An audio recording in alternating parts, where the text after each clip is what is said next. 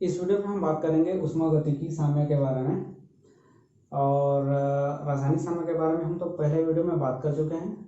अगर आप उस वीडियो को नहीं देखे हैं तो डिस्क्रिप्शन बॉक्स में नीचे लिंक मिल जाएगा, आप वहां से जाकर देख सकते हैं।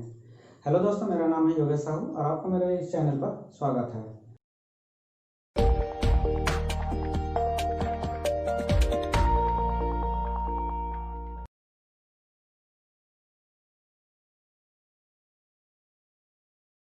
तो देखेंगे, बिना देरी किए देखते हैं ऊष्मागतिकी साम्य क्या है और इससे रिलेटेड कुछ प्रॉब्लम जो आपको इस एग्जाम पर फॉरेस्ट एग्जाम पर पूछा जा सकता है, उसी पॉइंट पर यहाँ पर ये फोकस रहने वाला है। ठीक, तो ऊष्मागतिकी साम्य, अब यहाँ पर ऊष्मा ऊर्जा के रूप में साम्य होता है, ये सब मैं पहले डिस्कस कर चुका हूँ। यहाँ पर देखते हैं ऊष्मागतिकी के 3 नियम होते हैं, पहला लॉ, दूसरा लॉ, तीसरा लॉ। ठीक, फर्स्ट लॉ क्या बोलता है आप सभी को पता होगा, ऊर्जा को न तो उत्पन्न कर सकते हैं न ही नष्ट कर सकते हैं, सिर्फ उसको एक रूप से दूसरे रूप में परिवर्तित किया जा सकता है। ये पहला नियम होता है, इसको हम ऊर्जा का संरक्षण नियम के नाम से भी जानते हैं। ठीक, तो ध्यान रखिएगा, फर्स्ट लॉ आपको ऊर्जा संरक्षण नियम के बारे में जानकारी देता है।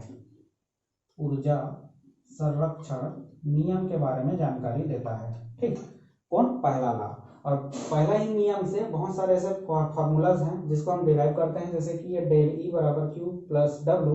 यहाँ पर डेल ई होता है उस पदार्थ की आंतरिक ऊर्जा, क्यू ऊर्जा या उष्मा, उष्मीय रूप में जो ऊर्जा दी जाती है वो, और डब्ल्यू यहाँ पर जो कार्य होता है या किया जाता है। ठीक, डब्ल्यू को हम गैसीय अभिक्रिया के लिए पी डेल भी करके भी लिख सकते हैं। पी यहाँ पर दाब होता है, प्रेशर, और डेल भी आयतन में परिवर्तन। पी डेल भी को कार्य के रूप में हम जानते हैं गैसीय निकाय के लिए, तो डब्ल्यू बराबर पी डेल भी यहाँ पर लिखा जा सकता है। ठीक, दूसरा यहाँ पर डेल एच बराबर del E plus P del V करके लिखा जाता है। डेल एच यहाँ पर बोलते हैं एंथैल्पी, जो यहाँ पर दाब को स्थिर रखते हुए जो ऊष्मा दी जाती है या जो ऊर्जा दी जाती है उसको हम एंथैल्पी के रूप से जानते हैं। ज्यादा डिटेल में जाने की जरूरत नहीं है। डेल एच बराबर क्या होता है? Del E plus P del B होता है, ये याद रखिएगा। और डेल जी बराबर होता है del H minus T del S. अब ये डेल एस क्या होता है? एंट्रोपी, और ये एंट्रोपी अपने को मिलता है ऊष्मागतिकी के द्वितीय नियम से। ऊष्मागतिकी का द्वितीय नियम क्या बोलता है? रैंडमनेस की माप, जो अव्यवस्था की माप होती है उसको हम एंट्रोपी के नाम से जानते हैं। ऊष्मागतिकी का द्वितीय नियम क्यों जरूरत पड़ा, ये थोड़ा सा सुन लीजिए आप। जब फर्स्ट लॉ के बारे में हम बात करते हैं तो ये सिर्फ ये बोलता है कि ऊर्जा को एक रूप से दूसरे रूप में परिवर्तित किया जा सकता है, लेकिन ये कौन से डायरेक्शन में प्रवाहित होगा, फ्लो होता है, उसके बारे में जानकारी नहीं देता। जैसे आप सबको पता होगा, अगर कोई गर्म चाय की प्याली को, गर्म कप को हम टेबल में रख देते हैं तो कुछ देर बाद वो ठंडा हो जाता है, लेकिन कभी ऐसा नहीं होता है कि अगर कोई ठंडा चाय को हम टेबल में रखे हैं तो वो ऑटोमेटिक गर्म हो जाए।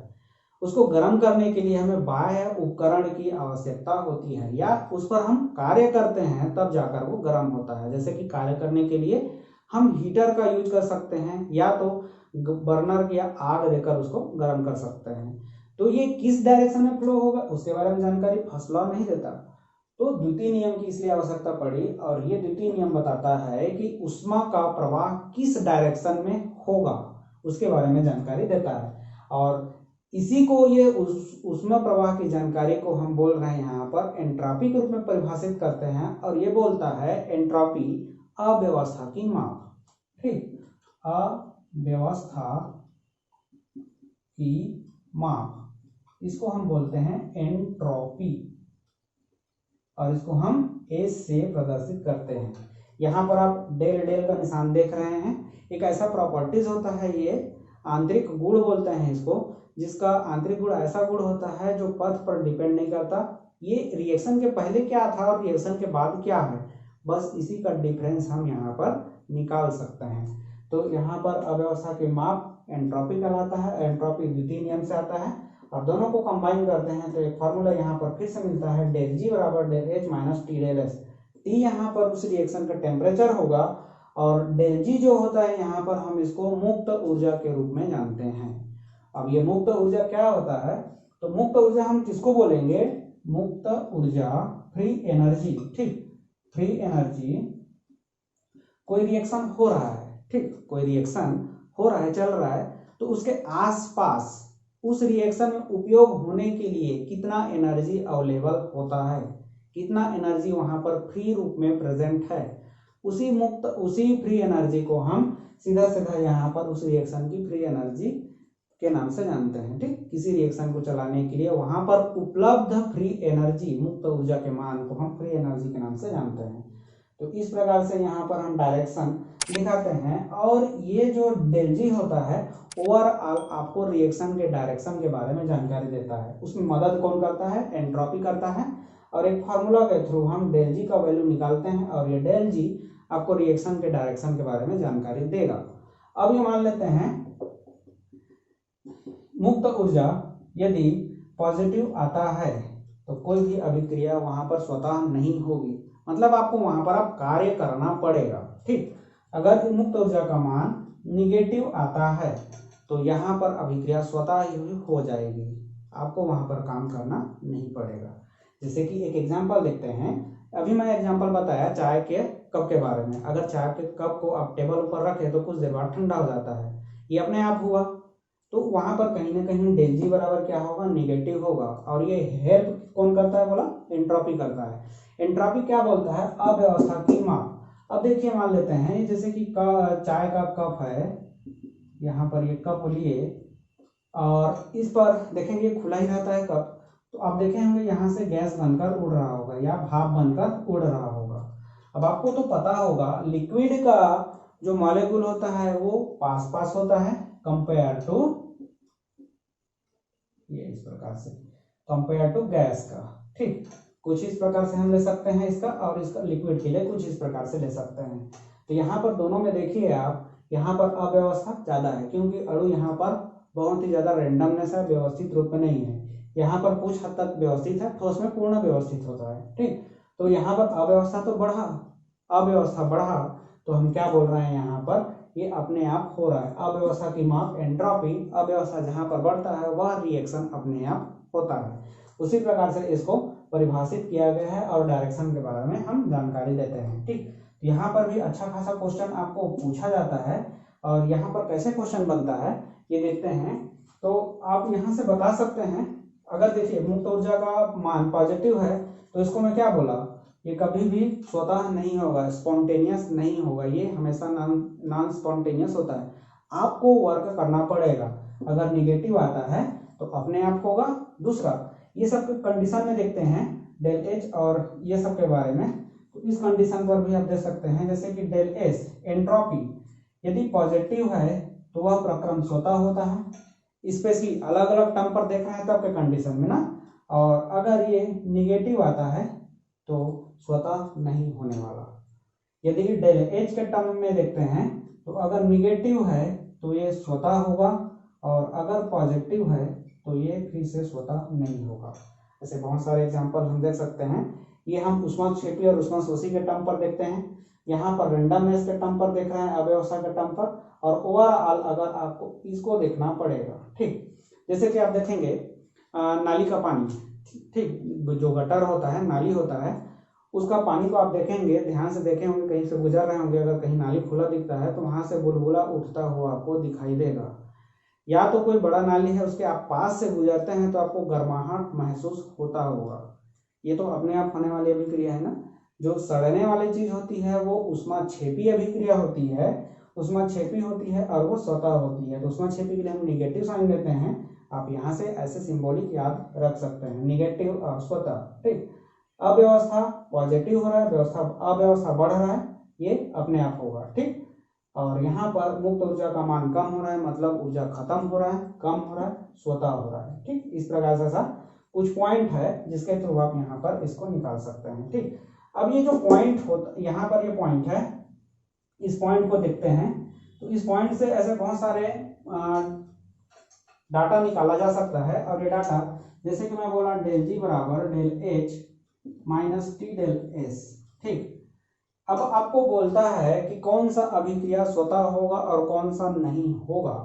जैसे कि मैं यहाँ पर डेल एच लिया और डेल एस लिया, और मैं बोलता हूँ यहाँ पर पॉजिटिव, और इसको भी पॉजिटिव, इसको बोलता हूँ निगेटिव, इसको भी बोलता हूँ निगेटिव। ये मान लेते हैं पॉजिटिव है और ये निगेटिव है, और इसको मैं निगेटिव किया और इसको पॉजिटिव किया। ये चार ऑप्शन ऐसा ही बन गया। तो ये 4 ऑप्शन देखिए, आप इसको देख के बताइए कौन सा रिएक्शन स्वतः होगा। जैसे कि मैं अभी यहाँ पर बताया, डेल एस पॉजिटिव है तो स्वतः, डेल एच निगेटिव है तो स्वतः। ऐसा कुछ ऑप्शन यहाँ पर फंसता है क्या? डेल एच पॉजिटिव, ये दोनों पॉजिटिव है, जैसे कि यहाँ पर निगेटिव होना चाहिए, तो अगर मैं डेल एच में निगेटिव खोजता हूँ तो ये वाला ऑप्शन और ये वाला ऑप्शन यहाँ पर करेक्ट बैठता है। ठीक, अब देखिए यहाँ पर डेल एच में पॉजिटिव होना चाहिए, तो पॉजिटिव वाला टर्म कहाँ पर है? यहाँ पर है और यहाँ पर है। तो देखिए अब इसमें कौन सा मैच हो रहा है? ये दोनों तो मैच नहीं हुआ और यहाँ पर भी मैच नहीं हुआ। मैच कौन सा हो रहा है? ये वाला।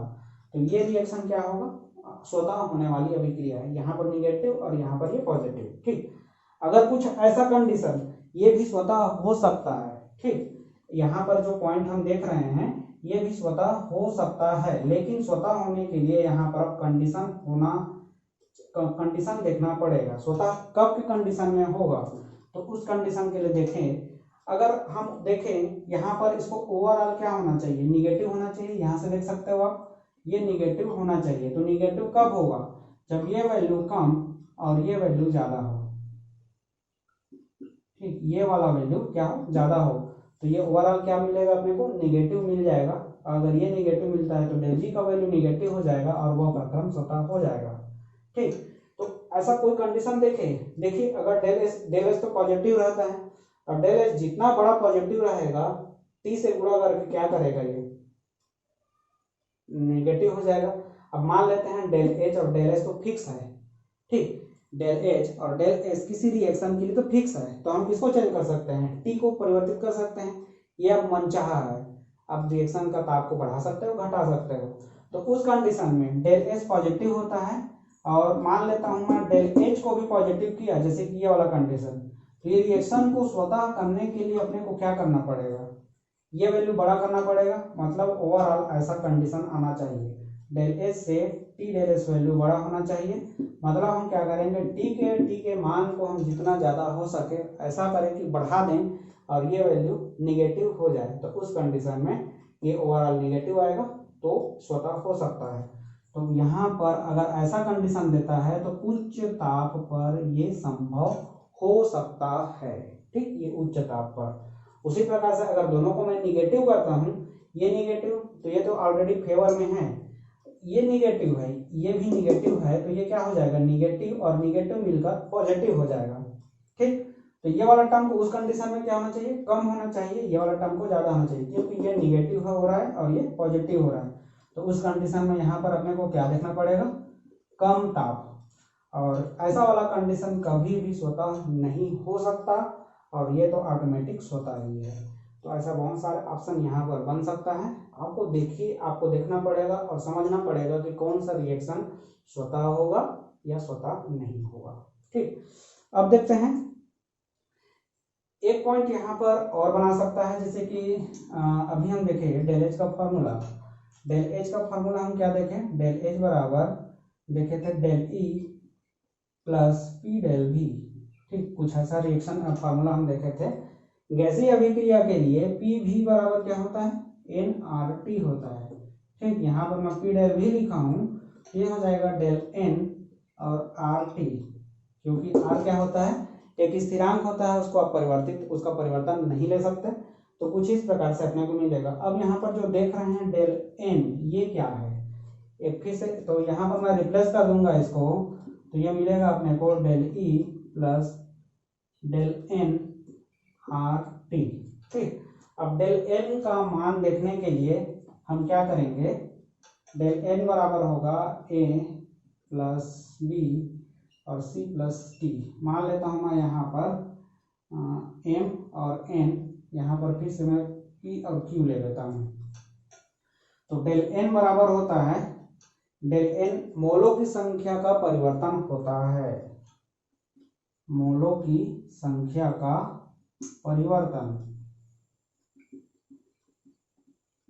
और ये परिवर्तन आप कैसे निकालेंगे? मोलों की संख्या, उत्पाद के मोलों की संख्या माइनस अभिकारक के मोलों की संख्या। ठीक, इस प्रकार से अपने को देखना होता है। तो यहाँ पर मोलों की संख्या क्या है? उत्पाद में P plus Q minus M plus N बराबर हो जाएगा डेल एन। ठीक, अब ये पॉजिटिव आता है, निगेटिव आता है, आप इसको माइनस करके देखिएगा, उस हिसाब से यहाँ पर आपको फॉर्मूला लेना है। ठीक, मान लेता हूँ मैं यहाँ पर m की जगह अब इस रिएक्शन को मैं थोड़ा सा चेंज करके लिखता हूँ प्लस b, और यहाँ पर लिया ये इसी प्रकार से। ठीक, 2a प्लस बी और c प्लस डी में चेंज होता है, तो इसके लिए वैल्यू क्या मिलेगा डेल n का, ये हो जाएगा 1 + 1 और माइनस ये हो जाएगा 2 + 1, तो ये मिल जाएगा अपने को ये 2 - 3 = -1। ठीक, डेल n बराबर, तो किसी कोई रिएक्शन दिया और उसके लिए डेल h का वैल्यू पूछता है तो आपको कुछ इस प्रकार से लिखा हुआ मिल सकता है। ठीक, -1 RT, -1 वहां पर नहीं लिखा रहेगा, तो डेल E बराबर क्या हो जाएगा RT। आपको समझना पड़ेगा वहां पर क्या बोला जा रहा है, और डेल n का वैल्यू निकाल कर आपको इस फॉर्मूला के रूप में आपको दे सकता है।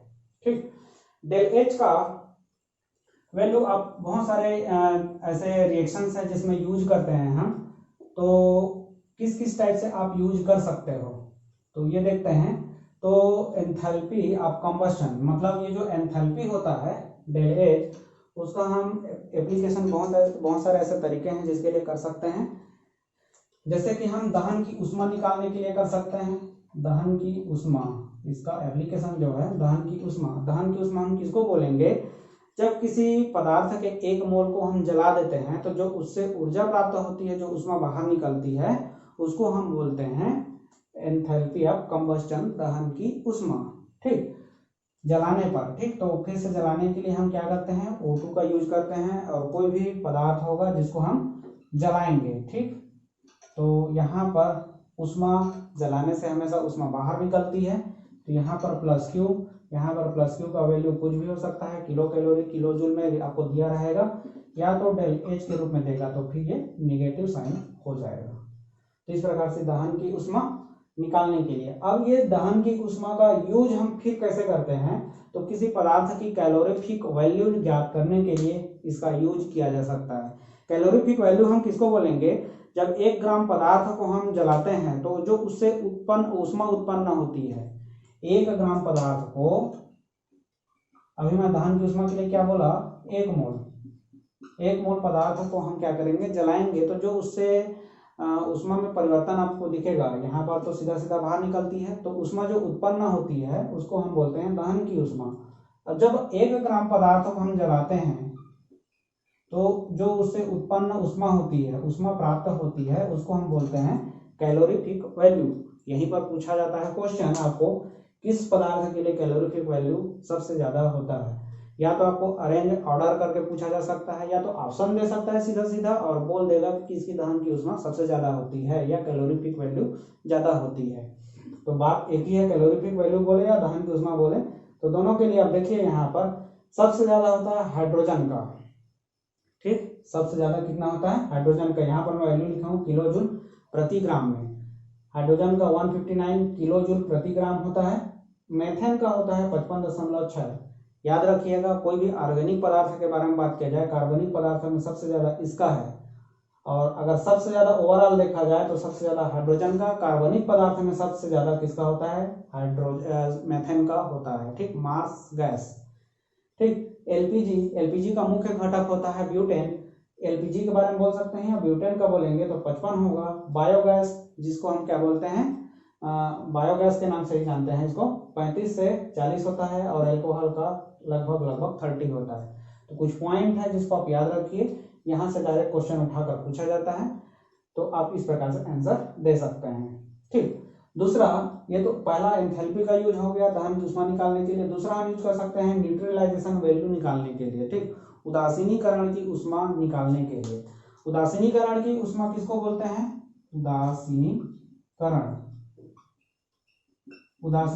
ऊष्मा तो हम किसको बोलेंगे, जब कोई एसिड और बेस आपस में मिलते हैं तो ऊष्मा वहां पर फिर से यहाँ पर उत्पन्न होता है, ये ऊष्मा क्षेपीय अभिक्रिया होती है।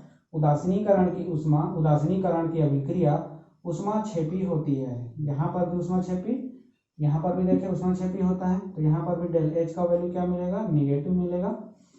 उदासीनीकरण की ऊष्मा हम किसको बोलते हैं, जब कोई अम्ल किसी क्षार से अभिक्रिया करता है और 1 मोल जब जल बनाता है तो यह अभिक्रिया कहलाती है उदासीनीकरण की उष्मा। ये पिछले बार पूछा भी गया है, उदासीनीकरण की उष्मा किसको बोलेंगे।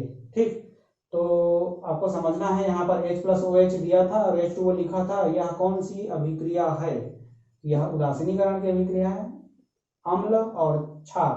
ठीक, ये अम्ल और क्षार अब कैसे दे सकता है आपको, यहाँ पर 1 मोल जल बनता है। ठीक, 1 मोल जल यहाँ पर प्राप्त होगा। तो उस कंडीशन में जैसे कि मैं मान लेता हूँ HCl लिया और NaOH लिया, तो यहाँ पर ये जलीय विलयन इसका लेता हूँ मैं, तो ये बन जाएगा NaCl और H2O, मतलब अपने को इससे है। ठीक, H2O यहाँ पर बन रहा है, आपको समझना है ये कौन सी अभिक्रिया है, उदासीनीकरण की अभिक्रिया होती है ये। ठीक, तो यहाँ पर इसका जो वैल्यू मिलता है अपने को, ये वैल्यू कुछ इस प्रकार से होता है -13.7 किलो कैलोरी, या तो अगर जूल में लेंगे तो -57.33 किलो जूल। ये सब वैल्यू भी निगेटिव में होगा ना, क्योंकि ये ऊष्मा क्षेत्रीय डेलेज का वैल्यू नेगेटिव होता है, ये सब नेगेटिव में रहेगा। जैसे कि यहाँ पर मैं लिखा हूँ, यहाँ पर भी आप नेगेटिव में कर लीजिएगा। ठीक, अब ये न्यूट्रलाइजेशन वैल्यू 13.7 देख रहा हूँ, ये किसके लिए सत्य है, जब कोई प्रबल अम्ल प्लस प्रबल क्षार अभिक्रिया करे तो ये वैल्यू अपने को मिलता है। अगर कोई सा भी इसमें वीक रहा, दुर्बल रहा, चाहे अम्ल दुर्बल हो चाहे प्रबल क्षार दुर्बल हो, कोई सा भी एक दुर्बल होता है तो ये वैल्यू अपने को कम मिलेगा।